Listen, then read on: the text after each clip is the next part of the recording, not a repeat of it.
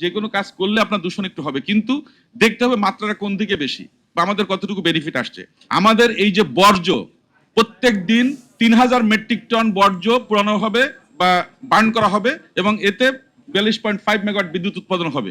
আমাদের যতটুকু সুযোগ আছে, আমরা এই পরিবেশ মন্ত্রণালয়ের একজন কর্মী বলবো, কারণ আসলে আমরা কোনো মন্ত্রী না, কিন্তু আমরা এখানে কর্মী হিসেবে কাজ করছি এবং আমরা কিন্তু সকাল থেকে শুরু করে রাত পর্যন্ত আমরা চেষ্টা করছি আমাদের অবস্থান থেকে কাজ করার জন্য। এখানে সীমাবদ্ধতার শেষ নেই, কিন্তু সম্ভাবনা আছে। কারণ আমি আপনাকে বলি, ওয়েস্ট টু এনার্জি নিয়ে 2021 সালে একটা এগ্রিমেন্ট হয়েছিল ঢাকা উত্তর সিটি কর্পোরেশনের সঙ্গে, চাইনিজ একটা কোম্পানির সঙ্গে। এইটা কিন্তু আলোর মুখ দেখেনি। মাননীয় প্রধানমন্ত্রী আমাকে বলেছে, তার আগেই 16 এপ্রিল আমাদের একটা মন্ত্রণালয় মিটিং হয়েছিল, ওখানে বুয়েটের বিশেষজ্ঞ, ঢাকা বিশ্ববিদ্যালয়ের বিশেষজ্ঞ, তারা অনেকেই ছিল। কিন্তু আমাদের সমস্যা হচ্ছে একটাই, যে আমাদের বুড়িগঙ্গা, শীতলক্ষা, তুরাগ আমরা একটাও বাঁচাতে পারি না।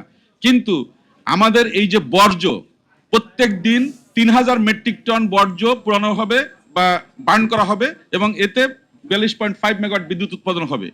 ফ্লাই অ্যাশ দিয়ে হবে হচ্ছে সিমেন্ট, বটম অ্যাশ দিয়ে হবে হচ্ছে ব্রিকের যে ম্যাটেরিয়াল, সেটা ব্লক। পুরোটাই কিন্তু রিনিউয়েবল এনার্জি।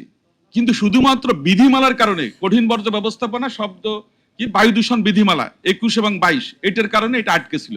আমরা কিন্তু 6 বছর এটা হয়নি, মাননীয় প্রধানমন্ত্রীর নির্দেশে আমরা 2 দিন এটা সমাধান করেছি। কারণ আমরা বিশ্বাস করি ৩,০০০ মেট্রিক টন ডেইলি ডাম্পিং করা থেকে এটাকে যে কোনো মূল্যে আমাদেরকে এটাকে বার্ন করা উচিত, এবং সেটার জন্য কিন্তু আমরা পদক্ষেপ নিয়েছি এবং আমরা অলরেডি কাজ করা শুরু করেছি। যেহেতু এদের 4টা বার্নার হবে, এখানে 750 টন করে, মানে এক একটা বার্নারে পূর্বে 4টা বার্নারে 3,০০০ মেট্রিক টন। তো এটা কিন্তু আমাদের সরকার কিন্তু সিরিয়াসলি নিয়েছে। কিন্তু আমরা মনে করি যদি প্রত্যেকটা সিটি কর্পোরেশন যদি এটা নিয়ে কাজ করে, তাহলে আমাদের পরিবেশ দূষণ যেটা হচ্ছে এই ডাম্পিং এর কারণে বা লিকুইড বর্জ্য যেটা যাচ্ছে, সেটা কিন্তু অনেকটাই কমিয়ে আনা সম্ভব হবে। কিন্তু এবং দূষণ এখানে একটু হবে, কারণ যে কোনো কাজ করলে আপনার দূষণ একটু হবে, কিন্তু দেখতে হবে মাত্রাটা কোন দিকে বেশি বা আমাদের কতটুকু বেনিফিট আসছে। বিকাশ পেমেন্টে 10,000 টাকার বেশি অফার, শপিং চলছে তো।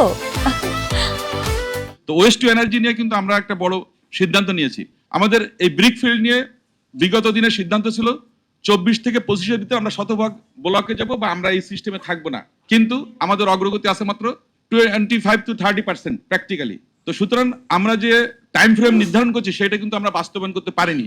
বাট বর্তমান সরকারের যে পরিকল্পনা, সেখানে কিন্তু আমরা প্রত্যেকটা জিনিস নিয়ে কিন্তু টাইম ফ্রেম নিয়ে কাজ করছি এবং আমরা চেষ্টা করবো আমাদের সাইড থেকে যতটুকু করা যায় সেটুকু করব।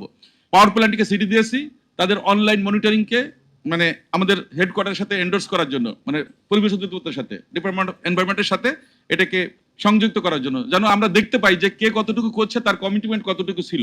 আমাদের অবস্থান থেকে আমরা চেষ্টা করেছি